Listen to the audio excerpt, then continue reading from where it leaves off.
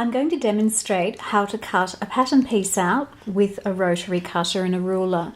Now this is something that I have written into a couple of books, and I think it's in a few of my patterns, and it's also something that I teach in most classes, because a rotary cutter will give you the quickest, most accurate cut when you're used to using them.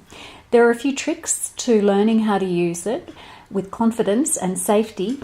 First, always put the end of the rotary cutter in the palm of your hand. This little serrated bit here is grip for your finger. The other thing is to keep the blade covered until you're ready to use it. Uncover it with the safety blade and then keep it absolutely straight and at a right angle to the surface. I see a lot of people using blades, they're scared of them, so they're kind of watching what they're doing and cutting with the blade on its side. That will wreck the blade itself, it'll blunten it, and it'll also give you a really bad cut. So you end up with those jaggedy edges that you've been cutting with a bad movement there. The trick is to use a ruler and keep your hand well back from the edge so that you're nice and safe, and hold it as close to vertical with your arm as you possibly can before you run the blade down the side of the ruler. Now I'm keeping the blade pretty much straight up with a slight angle on it, and I'm pushing forward with control, but the action of the blade, when you're pressing down and flicking it forward, it will naturally travel in a straight line.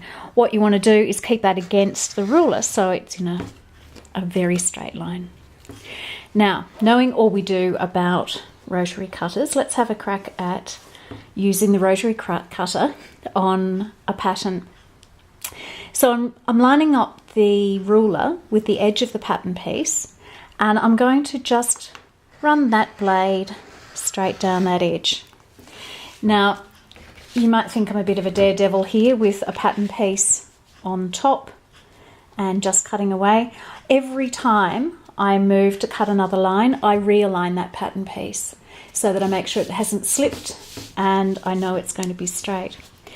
Now, I've got a lot of experience with cutting patterns like this, but if you're just learning, a good thing to do is to put your pattern onto a piece of card. I always do this, so I've just glue stuck it on, and I trace around it with a fabric marker.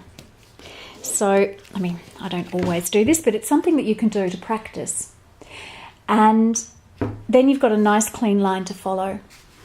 So what I'll do is I'll demonstrate a bit of it using just the line, and then I'll pop the pattern piece back on to show how I do it.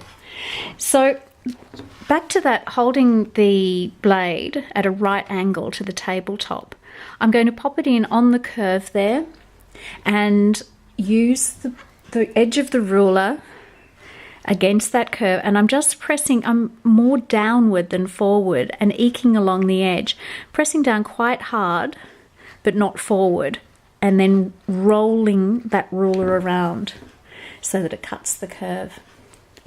I'll cut the straight edge there. Now, there's the straight edge. To demonstrate how to do it once you get very, very good at doing all of that, and you can cut over a pattern piece, I'm going to pop that back on.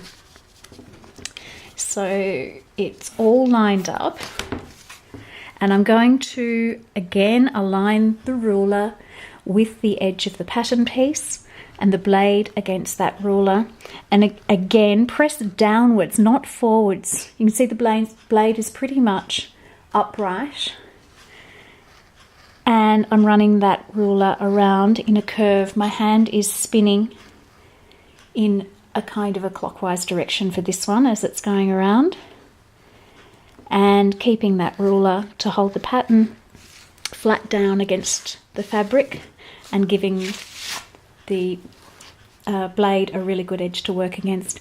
I'm going to snip ever so slightly into those notches there, and then I'm going to use the straight edge again to cut the bottom off.